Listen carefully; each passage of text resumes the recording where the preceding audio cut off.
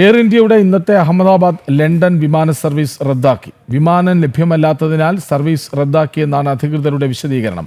യാത്രക്കാർക്ക് പകരം സംവിധാനം ഉറപ്പാക്കുമെന്നും എയർ ഇന്ത്യ അറിയിച്ചു. അതേസമയം ഡൽഹിയിലെ പ്രതികൂല കാലാവസ്ഥയെ തുടർന്ന് ഉച്ചയ്ക്ക് ശേഷം 12-ലധികം വിമാനങ്ങൾ വഴിതിരിച്ചുവിട്ടു.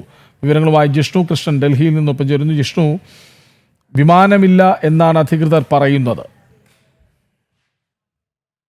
കൃഷ്ണ, എയർ ഇന്ത്യയുടെ അഹമ്മദാബാദ് ലണ്ടൻ വിമാന സർവീസാണ് റദ്ദാക്കിയിട്ടുള്ളത്. അതിന് കാരണമായി എയർ ഇന്ത്യ ചൂണ്ടിക്കാട്ടിയിട്ടുള്ളത് ഒന്ന്, വ്യോമാതിർത്തിയിലെ നിയന്ത്രണങ്ങളും ഒപ്പം സുരക്ഷാ കാരണങ്ങളാലും ഇത്തരത്തിൽ വിമാനം ലഭ്യമല്ലാത്ത സാഹചര്യത്തിലാണ് സർവീസ് റദ്ദാക്കിയിട്ടുള്ളത്. മറ്റ് സാങ്കേതിക തകരാറുകളോ അല്ലെങ്കിൽ പോകാനിരുന്ന വിമാനത്തിൽ പരിശോധനയിൽ സാങ്കേതിക തകരാറോ അല്ല, പകരം വിമാനം ലഭ്യമാക്കാത്തത് കൊണ്ടാണ് സർവീസ് റദ്ദാക്കുന്നത് എന്ന് എയർ ഇന്ത്യ അറിയിച്ചിട്ടുണ്ട്. ഒപ്പം യാത്രക്കാർക്ക് പകരം സംവിധാനം ഒന്നുകിൽ 100% റീഫണ്ട്, അതല്ലെങ്കിൽ അടുത്ത സർവീസുകളിൽ സീറ്റ് ഉറപ്പാക്കുന്ന പകരം സംവിധാനം ഉണ്ടാകും എന്നുള്ളതാണ് എയർ ഇന്ത്യ അറിയിച്ചിട്ടുള്ളത്. കൂടാതെ മറ്റൊരു എയർ ഇന്ത്യ വിമാനം സാങ്കേതിക തകരാറ് ഇന്നുണ്ടായിട്ടുണ്ട്. അതായത് സാൻ ഫ്രാൻസിസ്കോയിൽ നിന്ന് കൊൽക്കത്ത വഴി മുംബൈയിലേക്ക് എത്തുന്ന വിമാനത്തിലാണ് തകരാർ കണ്ടെത്തിയത്. ഇതേ തുടർന്ന് വിമാനം കൊൽക്കത്ത നേതാജി സുഭാഷ് ചന്ദ്രബോസ് വിമാനത്താവളത്തിൽ എത്തുകയും പിന്നീട് പരിശോധന നടത്തുകയും ചെയ്തിട്ടുണ്ട്. ഏകദേശം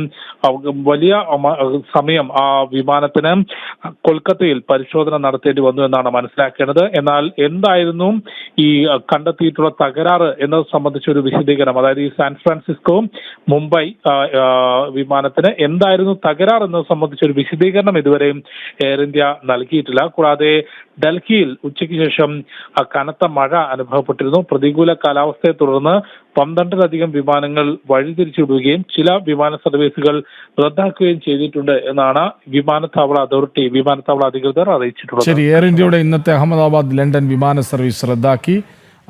വിമാനമില്ലെന്ന വിശദീകരണമാണ് അധികൃതർ നൽകിയത്. വിവരങ്ങൾ നൽകുകയായിരുന്നു ജിഷ്ണു കൃഷ്ണൻ.